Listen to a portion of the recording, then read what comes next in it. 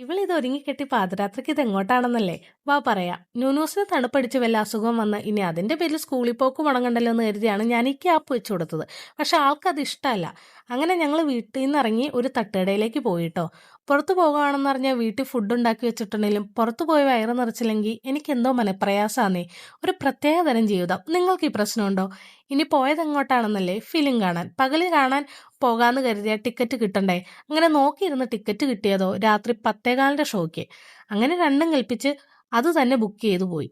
അവിടെ ചെന്നപ്പോഴോ ഭയങ്കര തിരക്ക്. ഞങ്ങൾ എത്തിയത് 9:45 അരമണിക്കൂർ പോസ്റ്റ്. പടം ഇറങ്ങി 3 ആഴ്ച കഴിഞ്ഞെങ്കിലും ഇപ്പോഴും ഭയങ്കര തിരക്കാണ്.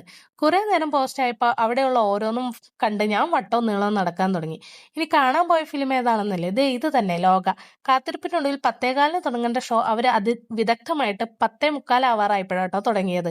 അങ്ങനെ ഫിലിമൊക്കെ കണ്ടിറങ്ങിയപ്പോഴത്തേക്ക് ന്യൂനൂസ് നല്ല ഉറക്കത്തിലായിരുന്നു. വീട്ടിലെത്തിയപ്പോഴാണ് ആള് കണ്ണു തുറന്നത്. അപ്പൊ ഇന്നത്തെ വീഡിയോ ഇത്രേ ഉള്ളൂ. ബായ്.